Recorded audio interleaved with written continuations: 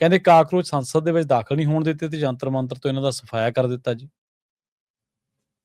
ਪ੍ਰਵੀਨ ਜੀ 20 ਜੁਲਾਈ ਨੂੰ ਕਾਕਰੋਚ ਜਨਤਾ ਪਾਰਟੀ ਦੇ ਬੈਨਰ ਹੇਠ ਜੰਤਰ ਮੰਤਰ ਤੋਂ ਸੰਸਦ ਤੱਕ ਮਾਰਚ ਦਾ ਐਲਾਨ ਸੀ ਜੀ। ਸੰਸਦ ਤੱਕ ਜਾਣ ਦੀਆਂ ਪਹਿਲਾਂ ਵੀ ਬਹੁਤ ਸਫਲ ਅੰਦੋਲਨ, ਜੇ ਮੈਂ ਪਿੱਛੇ ਇਤਿਹਾਸ ਦੇਖਾਂ ਤਾਂ ਰਹੇ, ਚਾਹੇ ਉਹ ਗਊ ਹੱਤਿਆ ਤੇ ਬੈਨ ਦੀ ਮਾਮਲੇ 'ਚ ਪ੍ਰਦਰਸ਼ਨ ਹੋਵੇ, ਚਾਹੇ ਉਹ ਜੇਪੀ ਅੰਦੋਲਨ ਵਾਲਾ ਪ੍ਰਦਰਸ਼ਨ ਹੋਵੇ, ਚਾਹੇ ਇੱਕ ਸਮੇਂ ਟਕੈਤ ਦੇ ਬਾਪੂ ਹੋਰਾਂ ਨੇ ਜਦੋਂ ਸੰਸਦ ਵੱਲੋਂ ਮਾਰਚ ਦਾ ਫੈਸਲਾ ਕੀਤਾ ਉਹ ਕਿਸਾਨ ਅੰਦੋਲਨ ਹੋਵੇ, ਚਾਹੇ 2021 ਵਾਲਾ 3 ਖੇਤੀਆਂ ਦੀ ਵਾਪਸੀ ਲਈ ਕਿਸਾਨ ਅੰਦੋਲਨ ਹੋਵੇ, ਜਦੋਂ ਸੰਸਦ ਦੀਆਂ ਜੜ੍ਹਾਂ ਦੇ ਵਿੱਚ ਬੈਠ ਕੇ ਬਰਾਬਰ ਆਪਣੀ ਸੰਸਦ ਚਲਾਈ। ਸੋ ਇਸ ਲਈ ਉਹ ਪ੍ਰਦਰਸ਼ਨ ਲਗਾਤਾਰ ਚਰਚਾਵਾਂ 'ਚ ਰਹੇ ਨੇ ਪ੍ਰਦਰਸ਼ਨ, ਚਾਹੇ ਪਹਿਲਵਾਨਾਂ ਦੇ ਮਾਮਲੇ ਦੇ ਵਿੱਚ ਜਦੋਂ ਬ੍ਰਿਜ ਭੂਸ਼ਣ ਵਾਲਾ ਮਾਮਲਾ ਹੈ ਤਦ ਸੰਸਦ ਕਹਿੰਦੀ ਮਾਰਚ ਦਾ ਮਾਮਲਾ, ਸੋ ਇਹ ਚਰਚਿਤ ਰਹੇ ਨੇ। ਉਸੇ ਤਰ੍ਹਾਂ ਇਸ ਸੰਸਦ ਵੱਲ ਮਾਰਚ ਦੀ ਵੀ ਚਰਚਾ ਹੁਣ ਇਤਿਹਾਸ ਦੇ ਪੰਨਿਆਂ 'ਚ ਤਾਂ ਦਰਜ ਹੋ ਗਈ ਹੈ। ਸਹੀ ਗਿਣਤੀ 'ਚ ਦੇਸ਼ ਭਰ ਤੋਂ ਨੌਜਵਾਨ ਆਏ। ਜਿਸ ਦਿਨ ਦਾ ਇਹ ਜੰਤਰ ਮੰਤਰ ਤੇ ਕਾਸ਼ ਕਰਨਾ ਸ਼ੁਰੂ ਕੀਤਾ ਉਸ ਦਿਨ ਦੇ ਵਿੱਚੋਂ ਸਭ ਤੋਂ ਵੱਡਾ ਇਕੱਠ ਸੀ ਕੱਲ ਜੀ। ਵੱਖ-ਵੱਖ ਧਿਰਾਂ, ਵੱਖ-ਵੱਖ ਸੰਗਠਨ, ਵੱਖ-ਵੱਖ ਸੰਸਥਾਵਾਂ, ਵੱਖ-ਵੱਖ ਲੋਕ, ਵੱਖ-ਵੱਖ ਫਿਰਕੇ, ਸੂਬੇ ਸਾਰੇ ਹਾਜ਼ਰ ਹੋਏ ਤੇ ਉਹਦੇ ਵਿੱਚੋਂ ਤੈਅ ਸੀਗਾ ਕਿ ਸਾਡਾ ਮੁੱਖ ਮਕਸਦ ਨੀਟ ਪੇਪਰ ਵਾਲਾ ਮਾਮਲਾ, ਕਿ ਉਸ ਮਾਮਲੇ ਦੇ ਉੱਤੇ ਸਰਕਾਰ ਉਂਗਲ ਧਰੇ, ਆਪਣੇ ਆਪ ਨੂੰ ਕਟਹਿਰੇ 'ਚ ਖੜਾ ਕਰੇ, ਸਿੱਖਿਆ ਮੰਤਰੀ ਦਾ ਅਸਤੀਫਾ ਲਵੇ, ਇਹਨੂੰ ਲੈ ਕੇ ਐਲਾਨ ਕੀਤਾ ਸੀ, ਜਿਹਦੇ ਲਈ ਬਕਾਇਦਾ ਤੌਰ ਤੇ ਸੋਨਮ ਵਾਂਗਚੁਕ ਨੇ ਮਰਨ ਵਰਤ ਰੱਖਿਆ ਸੀ। ਹੋਰ ਕਈ ਵਿਦਿਆਰਥੀ ਨਾਲ ਸੀਗੇ ਤੇ ਉਹਦੇ ਵਿੱਚੋਂ ਸੋਨਮ ਵਾਂਗਚੁਕ ਹੋਰਾਂ ਨੂੰ 18 ਜੁਲਾਈ ਨੂੰ ਚੱਕ ਕੇ ਲੈ ਗਈ ਪੁਲਿਸ, ਦਿੱਲੀ ਪੁਲਿਸ ਚੱਕ ਕੇ ਸਰਕਾਰੀ ਹਸਪਤਾਲ ਸਫਦਰਜੰਗ ਹਸਪਤਾਲ 'ਚ ਦਾਖਲ ਕਰਾਤਾ ਜੀ।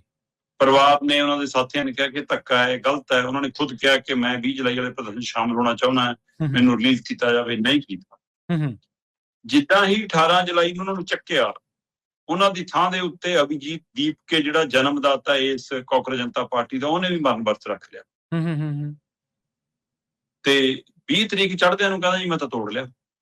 ਅੱਛਾ, ਉਹ ਕਹਿੰਦਾ ਜੀ ਸਾਨੂੰ ਸੱਦਾ ਆ ਗਿਆ ਜੀ ਸਰਕਾਰ ਵੱਲੋਂ, ਇਸ ਲਈ ਮੈਂ ਤੋੜ ਲਿਆ। ਇਹ ਪਹਿਲਾਂ ਨਹੀਂ ਹੈ, ਅਭਿਜੀਤ ਦੀਪਕੇ ਲਈ ਇਹ ਪਹਿਲੀ ਘਟਨਾ ਨਹੀਂ ਹੈ।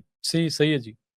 ਅਮਰੀਕਾ ਤੋਂ ਆਇਆ, ਏਅਰਪੋਰਟ ਤੋਂ ਉਤਰਿਆ, ਮੈਂ ਜੰਤਰ ਮੰਤਰ ਚੱਲਿਆ ਜੀ, ਮੈਨੂੰ ਗਰਮੀ ਲੱਗਦੀ ਹੈ ਜੀ, ਪਰੇ ਹੋ ਜਾਓ ਜੀ, ਮੈਨੂੰ ਚੱਕਰ ਆਉਂਦੇ ਨੇ ਜੀ, ਮੈਨੂੰ ਮੰਮੀ ਚੇਤੇ ਆ ਗਈ ਜੀ, ਮਤਲਬ ਪਹਿਲਾਂ ਵੀ ਅਜਿਹਾ ਬਹਿ ਕੇ ਤੇ ਚੱਲ ਗਏ ਜੀ, ਹਨਾ, ਮਤਲਬ ਉਸ ਤਰੀਕੇ ਕਾਰਨ ਨਾਲ ਵੀ ਪਹਿਲੋਂ ਵੀ ਰਿਹਾ।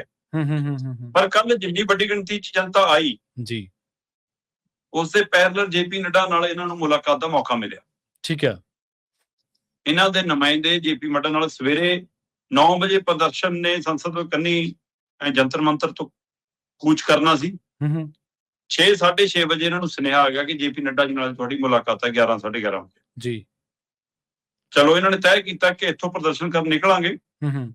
ਇਹ ਵੱਡੀ ਗੱਲ ਹੈ ਕਿ ਵੱਡੀ ਗਿਣਤੀ 'ਚ ਸੀਗੇ ਨੌਜਵਾਨ, ਵਿਦਿਆਰਥੀ ਤੇ ਹੋਰ ਉਹਨਾਂ ਦੇ ਸਮਰਥਕ। ਨਹੀਂ ਤਾਂ ਜੰਤਰ ਮੰਤਰ ਤੇ ਅਸੀਂ ਖੇਡ ਦੇਖਦੇ ਹਾਂ, ਵੱਡੀਆਂ ਕਹਿੰਦੀਆਂ ਕਹਾਉਂਦੀਆਂ ਸੰਸਥਾਵਾਂ ਜਾਂਦੀਆਂ ਨੇ ਤੇ 300 ਮੀਟਰ ਉੱਧਰ ਨੂੰ ਤੁਰਦੀਆਂ ਨੇ, 100 ਮੀਟਰ ਉੱਧਰ ਨੂੰ ਤੁਰਦੀਆਂ, ਦੋ ਪਾਸੇ ਬੈਰੀਕੇਡ ਲੱਗੇ ਹੁੰਦੇ ਨੇ, ਫੋਟੋਆਂ ਖਿਚਾ ਕੇ ਮੁੜ ਆਉਂਦੀਆਂ ਨੇ। ਸਹੀ ਹੈ। ਇਹਨਾਂ ਨੇ ਤੈਅ ਕੀਤਾ ਜਾਣਾ, ਤੁਰ ਪਏ, ਬੈਰੀਕੇਡ ਟੁੱਟਣੇ ਸ਼ੁਰੂ ਹੋ ਗਏ, ਹਟਾਉਣੇ ਸ਼ੁਰੂ ਹੋ ਗਏ, ਪੁਲਿਸ ਵੱਲੋਂ ਹਲਕੀ ਲਾਠੀ ਚਾਰਜ ਹੋਣੀ ਸ਼ੁਰੂ ਹੋ ਗਈ। ਇਹ ਕਈ ਮੈਟਰੋ ਸਟੇਸ਼ਨਾਂ 'ਚ ਦਾਖਲ ਹੋਏ, ਗਲੀਆਂ ਸੜਕਾਂ ਤੇ ਨਿਕਲੇ। ਜਦੋਂ ਸੰਸਦ ਦੇ ਦਾਇਰੇ 'ਚ ਆਉਂਦੇ, ਥਾਣੇ ਦੀ ਹੱਦ ਤੱਕ ਗਏ, ਫਿਰ ਦਿੱਲੀ ਪੁਲਿਸ ਦੇ ਹੱਥ ਪੈਰ ਫੁੱਲੇ ਕਿ ਤਾਂ ਕੁਛ ਸਾਡੇ ਹੱਥੋਂ ਨਾ ਨਿਕਲ ਜਾਵੇ ਕਹਾਣੀ। ਕਈ ਦੇਰ ਦੀ ਬੈਰੀਕੇਡਿੰਗ, ਨਾਰਮਲ ਬੈਰੀਕੇਡਿੰਗ ਸੀ, ਕੋਈ ਇਹ ਨਹੀਂਗਾ ਵੀ ਕਿਸਾਨ ਆਉਂਦੇ ਨੂੰ ਟਿੱਪਰ ਖੜੇ ਕਰਤੇ, ਕੋਈ ਟਰੱਕ ਲਾਤੇ, ਹੈ ਨਾ, ਉਹ ਨਹੀਂ ਸੀ। ਨਾਰਮਲ ਬੈਰੀਕੇਡਿੰਗ ਸੀ, ਪਰ ਇਹ ਕਰਦੇ ਗਏ। ਪਰ ਇਸ ਤੋਂ ਬਾਅਦ ਫਿਰ ਉਹਨਾਂ ਨੇ ਮਤਲਬ ਅਥਰੂ ਗੈਸ ਦੇ ਗੋਲੇ ਜਾਂ ਕੁਝ ਪਾਣੀ ਦੀਆਂ ਵਿਛਾੜਾਂ ਜਾਂ ਲਾਠੀ ਚਾਰਜ ਫਿਰ ਉਹਨਾਂ ਨੇ ਥੋੜਾ ਜਿਹਾ ਤਕੜਾ ਕੀਤਾ, ਜਿਹਦੇ ਨਾਲ ਉੱਥੇ ਭਜਦੜ ਮਚੀ, ਖਲਾਰਾ ਪੈ ਗਿਆ। ਤੇ ਉਹ ਕਹਿੰਦੇ ਸਾਡੇ 40-50 ਨੌਜਵਾਨ ਜ਼ਖਮੀ ਹੋ ਗਏ, ਪੁਲਿਸ ਵਾਲੇ ਕਹਿੰਦੇ 50 ਸਾਡੇ ਜ਼ਖਮੀ ਹੋ ਗਏ, ਕੁਝ ਨੇ ਪੱਥਰਬਾਜ਼ੀ ਕੀਤੀ। ਪ੍ਰਦਰਸ਼ਨਕਾਰੀਆਂ ਦੀ ਇੱਕ ਦੋ ਟੁਕੜੀ ਸੰਸਦ ਦੇ ਬਹੁਤ ਨੇੜੇ ਤੱਕ ਜਾਣ 'ਚ ਵੀ ਕਾਮਯਾਬ ਹੋਈ। ਠੀਕ ਹੈ। ਤੇ ਉਸ ਤੋਂ ਬਾਅਦ ਫਿਰ ਸੰਸਦ ਦੇ ਗੇਟ, ਕਿਉਂਕਿ ਕੱਲ ਸੈਸ਼ਨ ਚੱਲ ਰਿਹਾ ਸੀ, ਪਹਿਲਾ ਦਿਨ ਸੀਗਾ ਜੀ, ਅੰਦਰ ਨਰਿੰਦਰ ਮੋਦੀ, ਰਾਹੁਲ ਗਾਂਧੀ ਸਣੇ ਸਮੁੱਚੀ ਸਰਕਾਰ, ਵਿਰੋਧੀ ਧਿਰ ਤੇ ਸਾਰੇ ਸੰਸਦਾਂ ਹਾਜ਼ਰ ਸੀ, ਇਸ ਲਈ ਸੰਸਦ ਦੇ ਗੇਟ ਭੇੜ ਦਿੱਤੇ ਗਏ। ਉੱਥੋਂ ਦੀ ਸੁਰੱਖਿਆ ਨੇ ਮੋਰਚਾ ਸੰਭਾਲ ਲਿਆ, ਚੌਕਸ ਹੋ ਗਏ ਤੇ ਅੰਦਰ ਤਾਂ ਹੰਗਾਮਾ ਹੋਇਆ ਹੀ ਹੋਇਆ। ਇਸ ਨੀਟ ਪੇਪਰ ਦੇ ਮਾਮਲੇ ਤੇ ਲੈ ਕੇ, ਰਾਮ ਚੜਾਵੇ ਦੇ ਮਾਮਲੇ ਤੇ ਲੈ ਕੇ ਕੇਂਦਰ ਨੂੰ ਅੰਦਰ ਵੀ ਘੇਰਿਆ ਗਿਆ, ਪਰ ਸੰਸਦ ਦੇ ਅੰਦਰ ਵੀ ਘਰੇ ਸੀ ਤੇ ਸੰਸਦ ਦੇ ਬਾਹਰ ਵੀ ਘਰੇ ਸੀ। ਤੇ ਉਸ ਪ੍ਰਦਰਸ਼ਨ ਨੇ ਇੱਕ ਵਾਰ ਇਹਨਾਂ ਨੂੰ ਫਿਕਰ 'ਚ ਪਾਇਆ ਤੇ ਪੈਰਲਰ ਜੇਪੀ ਨੱਡਾ ਨਾਲ ਇੱਕ ਨਹੀਂ 2 ਬੈਠਕਾਂ ਹੋਈਆਂ ਜੀ। ਉਹਦੇ ਵਿੱਚ ਉਧਰ ਕੁਛ ਨਹੀਂ ਨਿਕਲਿਆ ਤੇ ਇਧਰੋਂ ਅਭਿਜੀਤ ਦੀਪਕੇ ਰੌਲਾ ਪਾਉਣ ਲੱਗ ਪਿਆ ਵੀ ਸਾਡੀ ਸਰਕਾਰ ਨਾਲ ਗੱਲ ਤੁਰ ਪਈ, ਅਸੀਂ ਉਨੀ ਦੇਰ ਮਾਰਚ ਰੋਕਦੇ ਹਾਂ। ਹੁਣ ਇਹਦੇ ਰੁਕਿਆ ਨਹੀਂ ਰੁਕਣਾ ਸੀ। ਇਹ ਕਹਿੰਦਾ ਵੀ ਹੁਣ ਜਿੱਥੇ ਹੈ ਉੱਥੇ ਰੁਕ ਜਾਾਂਗੇ ਅਸੀਂ, ਕਿਉਂਕਿ ਸਾਡੀ ਗੱਲ ਤੁਰ ਪਈ ਜੀ। ਉਹ ਕਹਿੰਦੇ ਐ ਨਹੀਂ ਰੁਕਦੇ ਹੁਣ, ਕਿਉਂਕਿ ਮਾਰਚ ਇਹਦੇ ਕੰਟਰੋਲ 'ਚ ਨਹੀਂ ਸੀ। ਠੀਕ ਹੈ। ਸੋ ਇਸ ਲਈ ਉਹਨਾਂ ਨੇ ਉਧਰ ਨੂੰ ਚਾਲੇ ਰੱਖੇ ਤੇ ਸਰਕਾਰ ਨਾਲ ਪੁਲਿਸ ਨਾਲ ਟਕਰਾਅ ਵੱਡੀ ਗਿਣਤੀ 'ਚ ਹੋਇਆ। ਹੁਣ ਇਹਦੇ ਵਿੱਚੋਂ ਇੱਕ ਗੱਲ ਨੋਟ ਕਰਨ ਵਾਲੀ ਇਹ ਵੀ ਸੀਗੀ ਕਿ ਬਈ ਪੰਜਾਬ ਦੇ ਦੇਸ਼ ਭਰ ਦੀਆਂ ਖੱਬੀਆਂ ਧਿਰਾਂ ਉਸ ਹਰ ਅੰਦੋਲਨ 'ਚ ਪਹੁੰਚ ਜਾਂਦੀਆਂ ਨੇ ਜਿੱਥੇ ਨੂੰ ਲੱਗਦਾ ਕਿ ਸਾਨੂੰ ਸਪੇਸ ਮਿਲ ਜੂ, ਆਪਣਾ ਬੈਨਰ ਲੈ ਕੇ, ਝੰਡੀ ਲੈ ਕੇ, ਆਪਣੀ ਡਫਲੀ ਲੈ ਕੇ ਪਹੁੰਚ ਜਾਂਦੀਆਂ। ਕੀ ਉਹਨਾਂ ਨੂੰ ਲੱਗਦਾ ਕਿ ਦੂਸਰੇ ਦੇ ਪਲੇਟਫਾਰਮ ਤੇ ਹੀ ਅਸੀਂ ਆਪਣੀ ਰਾਜਨੀਤੀ ਚਮਕਾਈਏ? ਜੇ ਤਾਂ ਆਪਣਾ ਅੰਦੋਲਨ ਕਾਲ ਕਰਨ ਕੋਈ ਇੱਕ ਇਹ ਵੀ ਪਹਿਲੂ ਉੱਥੇ ਚਰਚਾ 'ਚ ਰਿਹਾ ਕਿ ਖੱਬੀਆਂ ਧਿਰਾਂ ਦੂਏ ਦੀ ਸਪੇਸ ਭਾਲਦੀਆਂ ਨੇ ਤੇ ਉਹਦੇ ਨਾਲ ਉਹਨਾਂ ਦਾ ਅੰਦੋਲਨ ਖਰਾਬ ਕਰਦੀਆਂ ਕਿ ਉਹਨਾਂ ਦੇ ਹੱਕ 'ਚ ਭੁਗਤਦੀਆਂ। ਇਹ ਵੀ ਚਰਚਾਵਾਂ ਰਹੀਆਂ। ਠੀਕ ਹੈ। ਦੂਜੀ ਸਭ ਤੋਂ ਵੱਧ ਜਿਹੜਾ ਦ੍ਰਿਸ਼ ਦੇਖਣ ਵਾਲਾ ਸੀਗਾ ਉੱਥੇ ਉਹ ਸੀਗਾ ਦੋਹਰੇ ਚਿਹਰੇ ਵਾਲਾ।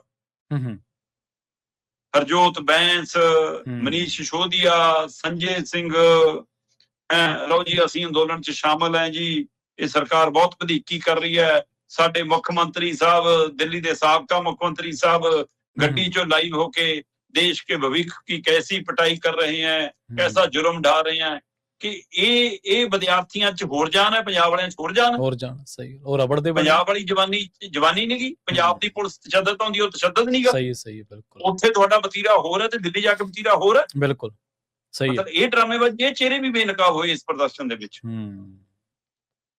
ਇਸ ਚੱਲਦੀ ਸਾਰੀ ਪ੍ਰਕਿਰਿਆ ਦੇ ਦਰਮਿਆਨ ਦੇਸ਼ ਦੇ ਗ੍ਰਹਿ ਮੰਤਰੀ ਅਮਿਤ ਸ਼ਾਹ ਨੇ ਲੰਬੀ ਚੌੜੀ ਬੈਠਕ ਧਰਮੇਂਦਰ ਪ੍ਰਧਾਨ ਸਿੱਖਿਆ ਮੰਤਰੀ ਨਾਲ ਕੀਤੀ।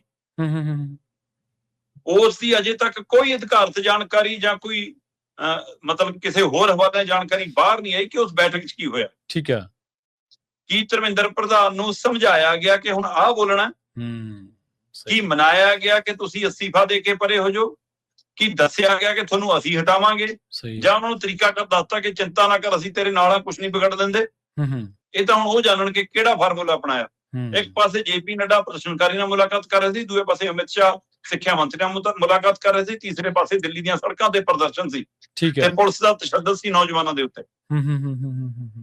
ਪਰ ਇਹ ਸਭ ਦੇ ਵਿੱਚ ਉਹਨਾਂ ਨੇ ਇੱਕ ਵਾਰ ਦਿੱਲੀ ਦੇ ਸੜਕਾਂ ਤਾਂ ਖਾਲੀ ਕਰਾਈਆਂ, ਇੱਕ ਵਾਰ ਪੁਲਿਸ ਨੇ ਜੰਤਰ ਮੰਤਰ ਵੀ ਖਾਲੀ ਕਰਾ ਲਿਆ ਜੀ। ਬੇਸ਼ੱਕ ਦੇਰ ਰਾਤ ਤੱਕ ਮਤਲਬ ਕਿ 200-300 ਮੀਟਰ ਦੇ ਦਾਇਰੇ ਦੇ ਵਿੱਚ ਹਜ਼ਾਰਾਂ ਦੀ ਗਿਣਤੀ 'ਚ 1000, 1200, 1500 ਦੇ ਨੌਜਵਾਨ ਸੀਗੇ ਜਿਹੜੇ ਸਵੇਰ ਚੜ੍ਹਨ ਤੋਂ ਪਹਿਲਾਂ ਦੁਬਾਰਾ ਉਸ ਜੰਤਰ ਮੰਤਰ ਤੇ ਇਕੱਠੇ ਹੋ ਗਏ।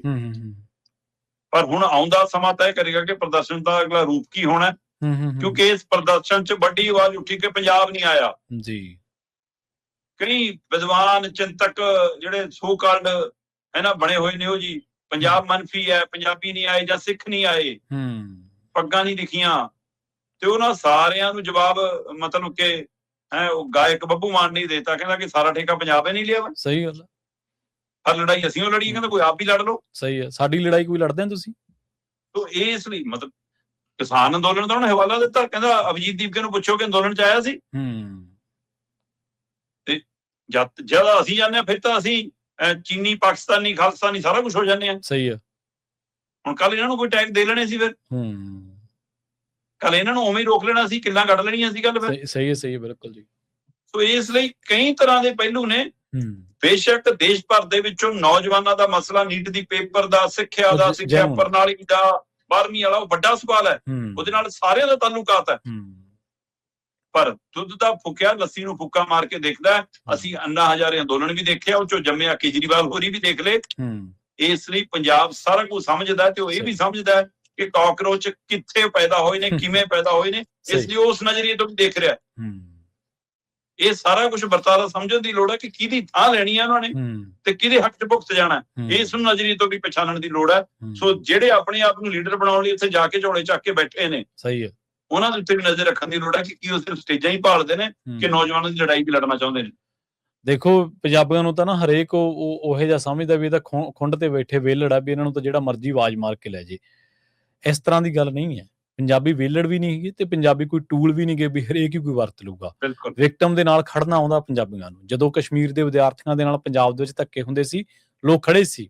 ਜਦੋਂ ਕਸ਼ਮੀਰੀਆਂ ਦੀ ਧਾਰਾ 370 ਤੋੜੀ ਗਈ ਸੀ, ਕਸ਼ਮੀਰੀਆਂ ਨੇ ਆਵਾਜ਼ ਨਹੀਂ ਸੀ ਮਾਰੀ, ਲੋਕ ਖੜ ਗਏ ਸੀ ਨਾਲ ਦੀ ਨਾਲ। ਜਦੋਂ ਲਖੀਮਪੁਰ ਖੀਰੀ ਦੇ ਵਿੱਚ ਉਹ ਜਿਹੜਾ ਅਜੇ ਟੈਨੀ ਦੇ ਮੁੰਡੇ ਨੇ ਕਿਸਾਨ ਮਾਰੇ ਸੀਗੇ, ਉਦੋਂ ਪੰਜਾਬੀ ਜਾਵੜੇ ਸੀ ਉੱਥੇ। ਇਹ ਸੱਦਾ ਨਹੀਂ ਉਡੀਕਦੇ ਜਿੱਥੇ ਕੋਈ ਵਿਕਟਮ ਹੋਵੇ, ਪੀੜਤ ਹੋਵੇ, ਜ਼ੁਲਮ ਦੀ ਗੱਲ ਹੋਵੇ। ਹੁਣ ਜਦੋਂ ਤੁਹਾਡੇ ਤੇ ਤਾਂ 80 ਕੋਣਾਂ ਤਾਂ ਤੁਹਾਡੇ ਪੱਖ 'ਚ ਜਾਂਦੀਆਂ ਵੀ ਤੁਸੀਂ ਸਰਕਾਰ ਪੱਖੀ ਹੈ, ਤੇ ਉੱਥੇ ਪੰਜਾਬੀ ਜਾ ਕੇ ਆਪਦਾ ਸਿਰ ਕਿਉਂ ਫਸਾਉਣ ਤੁਹਾਡੀ ਲੜਾਈ ਦੇ ਵਿੱਚ? ਲੜ ਲਓ, ਇਹ ਵੀ ਤਾਂ ਇਕੱਲੇ ਲੜ ਕੇ ਹੀ ਹਟੇ ਆ। MSP ਦੀ ਲੜਾਈ ਸਾਡੀ ਲੜਾਈ ਥੋੜ੍ਹਾ MSP ਦੀ ਲੜਾਈ, ਯੂਪੀ ਬਿਹਾਰ ਦੀ ਲੜਾਈ, ਅਸੀਂ ਫਿਰ ਵੀ ਲੜ ਕੇ ਹਟੇ ਆ। 3 ਖੇਤੀ ਕਾਨੂੰਨਾਂ ਦੀ ਲੜਾਈ ਇਕੱਲੇ ਪੰਜਾਬ ਦੀ ਲੜਾਈ ਥੋੜ੍ਹਾ ਸੀ। ਬਿਲਕੁਲ। ਤੇ ਉਹਦੇ ਵਿੱਚ ਬੇਸ਼ੱਕ ਅਸੀਂ ਜਨਤਕ ਸਟੇਜਾਂ ਤੋਂ ਕਹਿੰਦੇ ਆ ਜੀ ਕਿ ਯੂਪੀ ਆ ਗਿਆ, ਰਾਜਸਥਾਨ ਆ ਗਿਆ, ਹਰਿਆਣਾ ਆ ਗਿਆ, ਹਰਿਆਣੇ ਦੇ ਜਾਟ ਆਏ ਵੱਡੀ ਗਿਣਤੀ 'ਚ। ਸਹੀ ਹੈ। ਪਰ ਯੂਪੀ, ਬਿਹਾਰ ਤੋਂ, ਰਾਜਸਥਾਨ ਤੋਂ ਜਿੰਨੇ ਵੀ ਨਿਕਲ ਕੇ ਆਏ ਜ਼ਿਆਦਾਤਰ ਪੰਜਾਬੀ ਸਿੱਖ ਕਿਸਾਨ ਹੀ ਨਿਕਲ ਕੇ ਆਏ। ਬਿਲਕੁਲ, ਇਹ ਵੀ ਇੱਕ ਸੱਚਾਈ ਹੈ। ਬਿਲਕੁਲ ਬਿਲਕੁਲ।